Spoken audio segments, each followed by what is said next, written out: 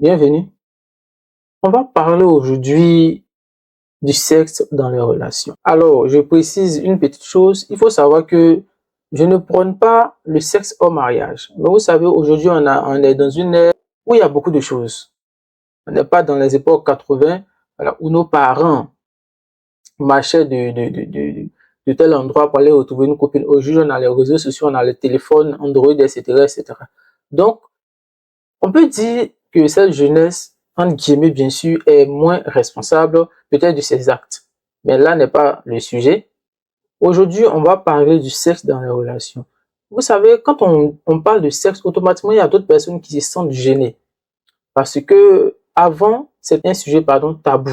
Et aujourd'hui, par la grâce de Dieu, avec les émissions de télé d'ici et là, on comprend mieux que parler en fait du sexe, c'est vraiment important parce que si vous remarquez, aujourd'hui, quand on est en couple et quand on demande le sexe, automatiquement, on a certaines personnes qui refusent ou encore qui ont pour argument de dire que peut-être c'est à cause du sexe que je suis rentré en relation avec toi ou c'est à cause du sexe que tu veux rentrer en relation avec moi plutôt.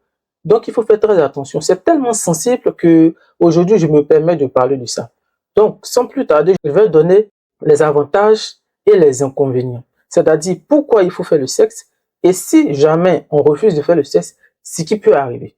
Donc, assieds-toi bien et écoute la vidéo jusqu'à la fin pour avoir plus de détails, pour être mieux armé quand tu es en couple et comment faire avec cette personne.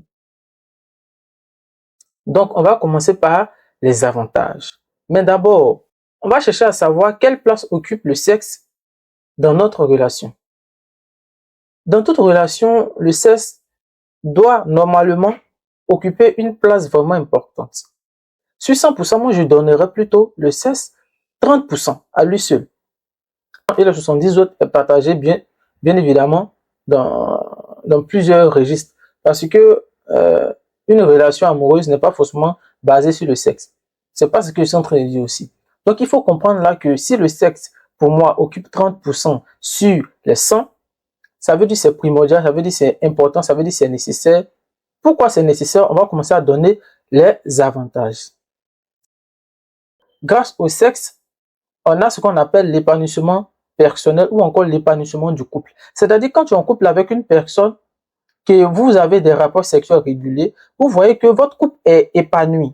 C'est-à-dire, certes, vous allez avoir des petites disputes, mais ça ne voudrait pas dire que parce qu'on fait le sexe, on ne se dispute pas. Bien, on n'a pas de problème. Non, ça n'a rien à voir. Mais quand on parle de la vie sexuelle ici, il faut faire très attention. Il faut différencier les choses. Quand on est en couple avec quelqu'un, si dès le départ, tu sais que ce sujet-là, ça te met mal à l'aise, tu parles à ton conjoint, tu parles à ton copain, automatiquement, là, dès le départ, lui sait. Mais quand tu n'en parles pas, ou bien quand vous n'en parlez pas, et arrivé à un certain stade de la relation, si tu vois que tu te sens pas très bien, tu lui dis. Là, au départ, vous allez trouver des compromis. Mais je vous dis que c'est vraiment important dans vos relations. Ça va vous éviter beaucoup de choses. Donc, dans un premier lieu, on a l'épanouissement du couple. Quand on dit épanouissement du couple, c'est-à-dire quand ton mec te demande de faire l'amour avec lui, quand vous finissez, vous ressentez quelque chose de surplus, quelque chose de joyeux. Vous êtes tous deux heureux. Donc, je conseillerais plutôt à mes soeurs, à mes mamans, à mes frères même, de le pratiquer souvent.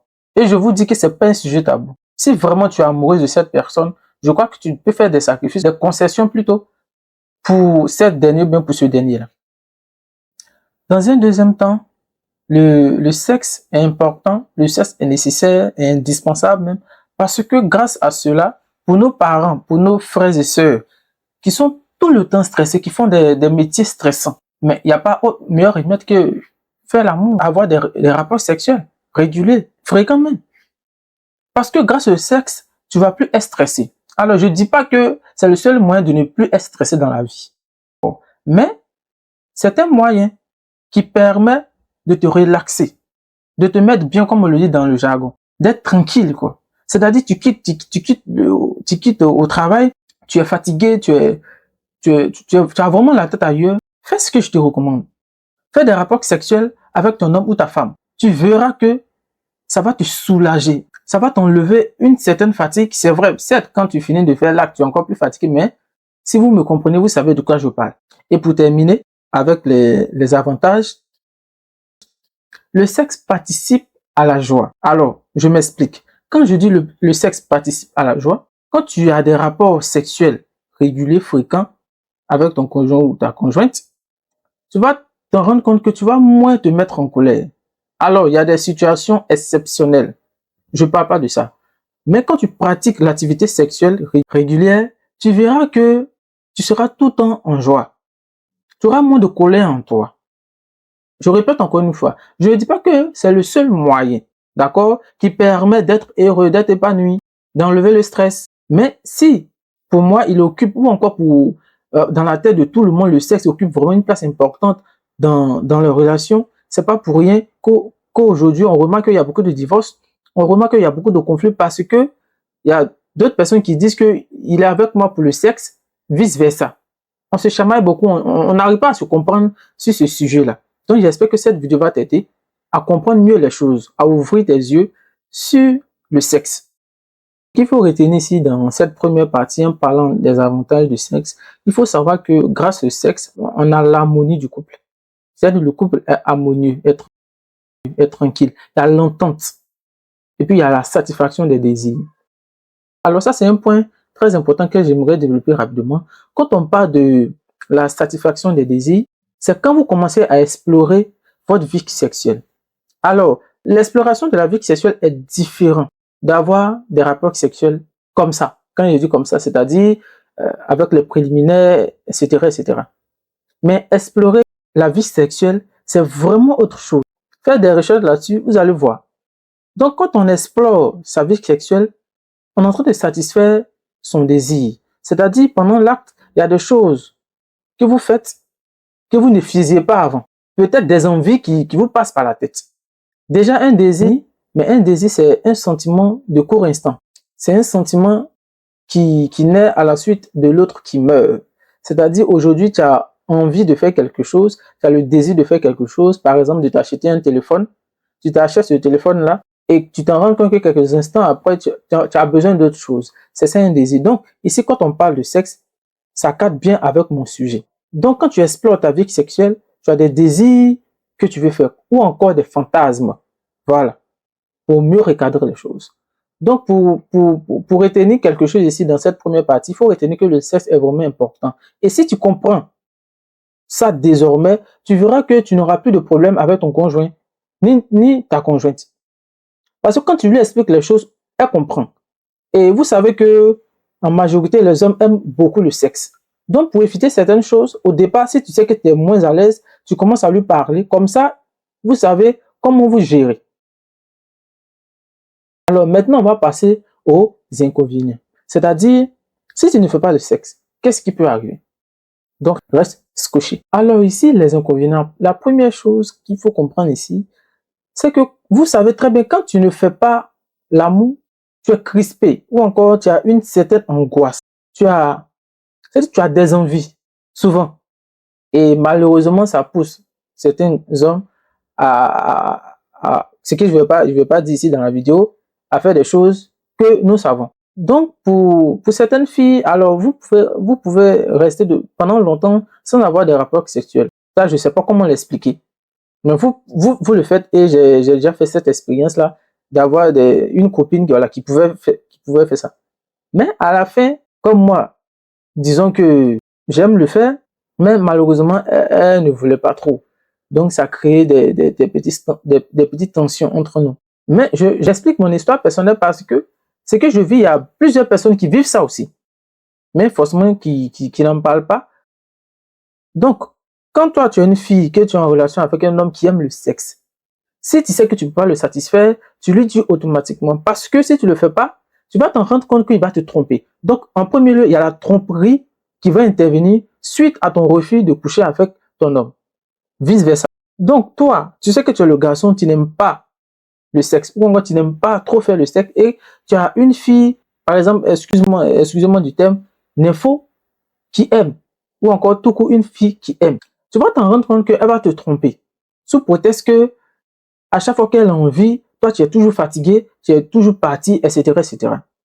et ça envoie beaucoup de conflits, ça envoie beaucoup de problèmes. Donc, il y a la tromperie d'abord que ça va envoyer. Quand vous décidez de ne pas pratiquer l'activité sexuelle vraiment régulière ou fréquente. La deuxième chose, c'est simple. Il y aura toujours des tensions dans votre couple. Des petites tensions de rien du tout. Quand même vous acceptez de faire l'amour, quand vous finissez, vous ressentez il n'y a pas l'alchimie entre vous. C'est quand tu finis de passer à l'acte et puis vous ne ressentez rien. Mais il n'y a pas cette alchimie-là qui fait que quand vous faites le sexe, vous êtes heureux. Parce que vous vous forcez à le faire. Donc, non seulement il y a la tromperie, il y a le manque de compréhension, d'accord? Donc, les disputes récurrentes. Et ça va impacter votre relation. Ça va impacter votre couple.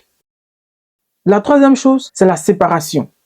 Le divorce. Parce qu'on se dit que je vais attendre jusqu'à ce que je sois marié. Et généralement, c'est cette erreur-là qu'on commet beaucoup. Je vais attendre que je sois marié. Et dans le mariage, on s'en rend compte que quand je fais des rapports sexuels avec mon partenaire, ma partenaire, peu importe, je ne suis pas satisfait.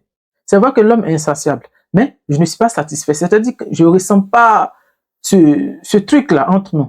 Et bizarrement, c'est ce qui aujourd'hui provoque beaucoup aussi de divorce. Alors, je ne dis pas que c'est le seul facteur qui envoie au divorce. Mais aujourd'hui, mon sujet est bien précis. On parle du sexe dans les relations. Donc, vous voyez un peu, quand je mets quelques inconvénients, vous êtes d'avis avec moi que, certes, c'est vrai que c'est pas le seul facteur qui envoie des disputes ou encore des séparations ou d'autres choses, mais quand même, c'est vraiment important. Parce que un couple qui ne fait pas des relations, c'est un couple qui rentre facilement dans ce qu'on appelle des incompréhensions inutiles. Toujours des palabres, des querelles. Alors, il y a d'autres personnes, d'autres couples, par conviction ou encore par vocation spirituelle, peuvent décider de s'abstenir, de pratiquer l'abstinence. Ceux-là, je ne parle pas d'eux. Mais toujours est-il que dans mes vidéos, vous remarquerez que je parle toujours de la majorité, non pas de la minorité. Parce qu'il y a beaucoup de personnes que ça touche aujourd'hui. Donc, pour terminer sur ce sujet-là, comme d'habitude, je vais vous poser une question centrale. Est-ce que vous pensez qu'il faut se passer du sexe dans les relations? Alors, on va faire un mini-jeu. Pour ceux qui sont d'accord, quand on se passe du sexe dans les relations, vous mettez non. Et pour ceux qui sont pour les relations, le sexe dans les relations, vous mettez oui. Tout ça en commentaire et dites, et n'oubliez pas surtout de me dire ce que vous avez pensé de la vidéo. Si ça vous a apporté beaucoup, n'hésitez pas à partager pour que d'autres personnes aussi puissent voir la vidéo et de me laisser un petit pouce bleu pour toujours m'encourager et me permettre ainsi de toucher à d'autres thèmes dans notre société qui pourront aussi aider d'autres personnes. Alors, je vous dis à bientôt.